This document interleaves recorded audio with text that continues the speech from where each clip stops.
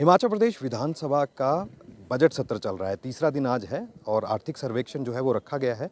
किस तरह से जो सरकार है ये बता रही है कि आने वाले समय में किस तरह से वृद्धि जो है वो इसमें दर्ज की जाएगी और पहले के सालों में भी जो तुलना में अगर आज के हम बात करें तो हालात काफ़ी सुधरे हैं। क्या है इसकी बारीकियाँ थोड़ा समझने की कोशिश करेंगे।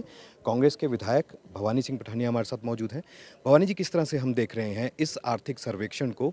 क्या एक गरीबी स्तर का जिसकी बात की जा रही है, बहुत सी चीज़ें हैं, चाहे कृषि के क्षेत्र की अगर बात करें या फिर हिमाचल प्रदेश की जो जीडीपी है उसकी खास तौर पर बात करें, तो किस तरह का आप आर्थिक सर्वेक्षण को देख रहे हैं आज के दौर में? देखिए, ये इस बात से सभी वाकिफ़ हैं और हम सब ने मतलब इसको इस पूरे साल देखा है कि लगभग जून ऑनवर्ड्स जो एक प्राकृतिक आपदा का जो ब्रंट हिमाचल प्रदेश के ऊपर आया था, हम अभी तक उस अपने पैरों पे शायद खड़े नहीं हो पाए हैं। और इस प्राकृतिक आपदा की वजह से जो मेन इम्पैक्ट पड़ा वो पड़ा ट्रांसपोर्टेशन के ऊपर, ये इम्पैक्ट पड़ा हमारा हॉर्टिकल्चर के ऊपर, ये इम्पैक्ट हमारा पड़ा एग्रीकल्चर के ऊपर।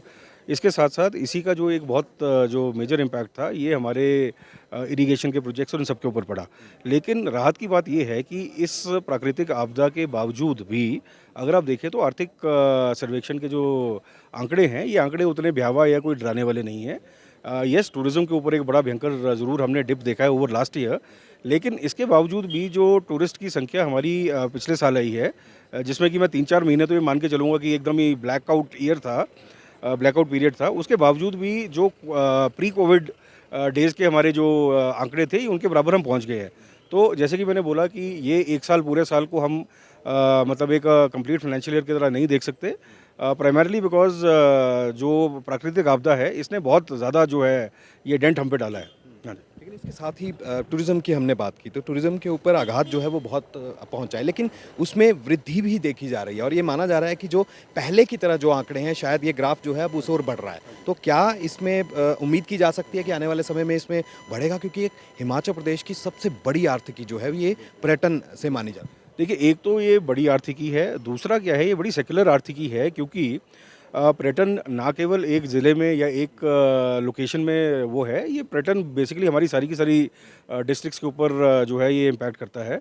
और अगर आप देखिए कि कोविड से हमने क्या सीखा कि कोविड का जो पीरियड था, उस पीरियड के बाद जब नॉर्मलसी वापस आई, तो लोगों ने मतलब विद अ वेंजेंस, मतलब एकदम जैसे सब कुछ छोड़-छाड़ के उन्होंने ट्रैवल करना स्टार्ट किया। उसी टाइप का जो टूरिज़्म है या उसी टाइप का जो एक अपस्विंग है, वो हम हिमाचल में एंटिसिपेट कर रहे हैं। और ट्रस्ट मी, अगले साल के आंकड़े जो होंगे वो मतलब मेरे हिसाब से इस साल के आंकड़ों से डबल से ज़्यादा जो है वो टूरिस्ट का आंकड़ा हिमाचल प्रदेश के अंदर होना चाहिए। हिमाचल प्रदेश में ज़्यादातर इलाका जो है ग्रामीण कमोबेश का है। ऐसे में कृषि एक बहुत ही महत्वपूर्ण वो रहता है। इसमें वो भी कहा गया है कि कृषि में भी जो है वो उछाल आया है। इस क्षेत्र में भी जो है अब ग्रोथ के संसाधन जो है बढ़ाए जा रहे हैं, वो देखा जा रहा है। किस तरह से हम इसको देखें? देखिए, कृषि मैं हमेशा ये 3-4 चीज़ें मान के चलता हूँ। हमारे जो जो सबसे प्राइम सेक्टर्स हैं, जो most important sectors for us, power definitely, power के बाद फॉरेस्ट एक बहुत बड़ा सेगमेंट है हिमाचल के लिए। माइनिंग एंड इंडस्ट्री एक बहुत बड़ा सेगमेंट है। और इसके बाद अगर आप देखें तो आपका जो एग्रीकल्चर और हॉर्टिकल्चर है, ये बेसिकली हमारा बैकबोन है। क्यों, टेक्निकली हमारी जो पर कैपिटा इनकम है, वो per capita income is one amongst the highest in the country. और इसके पीछे कारण एक बहुत बड़ा रहा है हमारे हॉर्टिकल्चर का। अब जो सेब की हमारी आर्थिकी है और जो बाकी फ्रूट्स की हमारी आर्थिकी है, उसकी वजह से एक बहुत ही बैकबोन हमारी स्ट्रांग है। तो एग्रीकल्चर में अगर आप देखिए, जो लोअर हिमाचल का हमारी जो बेल्ट है, इसके अंदर कांगड़ा आ गया, ऊना आ गया, हमीरपुर आ गया, even parts of Chamba etcetera, यहाँ पर हमारा जो ग्राउंड वाटर के ऊपर डिपेंडेंस है, it is very very high. और बेसिकली आप देखिए कि जितनी भी हमारी स्कीम्स हैं, चाहे फिन्ना सिंह स्कीम हो, शाह नहर की स्कीम हो, अभी जो सूखाहार की स्कीम है, ये सारी की सारी स्कीम्स जो है बिल्कुल एक लोअर बेल्ट कॉन्सेंट्रेटेड स्कीम्स हैं। अब आप देखिए कि सरकार की तरफ से जो बाकी सारी फैसिलिटीज़ हैं, दे आर अवेलेबल।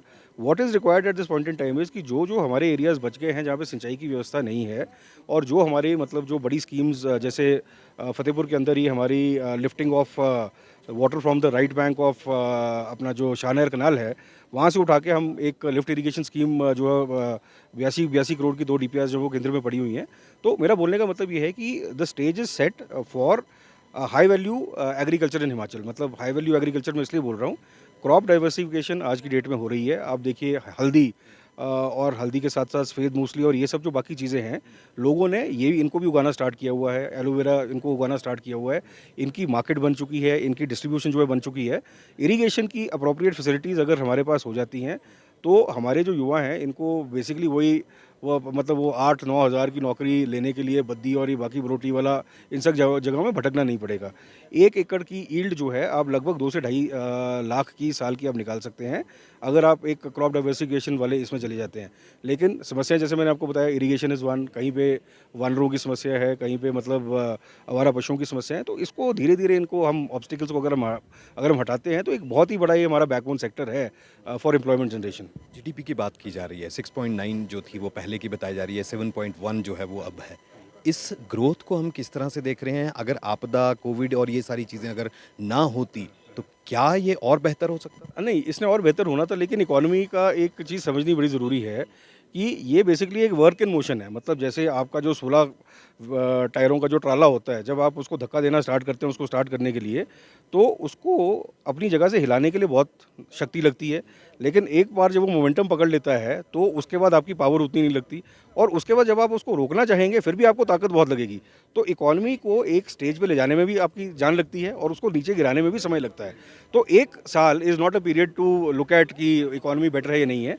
जैसे 5 ट्रिलियन इकोनॉमी की बात करते हैं प्रधानमंत्री मोदी जी, अगर हम कुछ भी ना करें 5 ट्रिलियन तो वैसे ही हो जाएगा, क्योंकि ये एवरी ईयर मतलब ये ग्रोइंग इकोनॉमी वाली कहानी है। बिकॉज आप देखिए, आपके inflation has to go up, your income has to go up, number of people जो जॉब मार्केट में हर साल आ रहे हैं, they have to go up. तो करते करते इकोनॉमी ने तो बढ़ना ही बढ़ना है।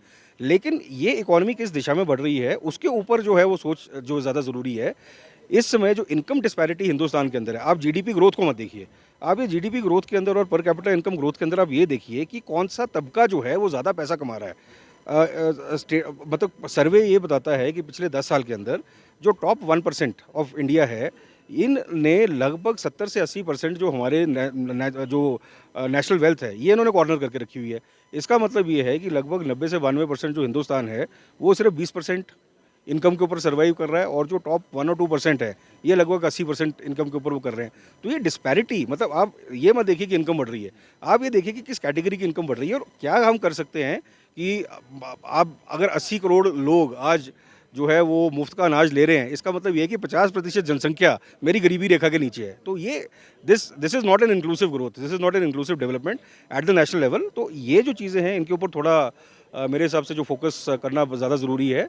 क्रोनी कैपिटलिज्म, आपके जो पॉलिसीज़ सिर्फ किसी कॉरपोरेट को या किसी शख्स को या व्यक्ति विशेष को करके चलना, ये सब चीज़ें अगर हम अवॉइड करें तो मतलब एक इंक्लूसिव हेल्दी ग्रोथ जो है हम हिंदुस्तान में देख सकते हैं। हिमाचल की भी हेल्दी ग्रोथ जो है वो। Bang on sir. बहुत शुक्रिया हमसे बात करने के लिए। तो ये थे भवानी सिंह पठानिया, साफ तौर पर कह रहे हैं जो हिमाचल प्रदेश है उसका स्वास्थ्य में लगातार बढ़ोतरी देखी जा रही है। जीडीपी की अगर बात करें या अलग अलग क्षेत्रों में जो आज संसाधन बढ़ रहे हैं और जिस तरह से हिमाचल प्रदेश ग्रोथ कर रहा है, अपने आप में एक नई बात है। और भवानी सिंह पठानिया जो है वो इकोनॉमी को समझते हैं, आर्थिकी को समझते हैं। ऐसे में विशेष रूप से जनता टीवी से बात की है। कैमरा पर्सन रोशन के साथ विकास शर्मा, जनता टीवी शिमला।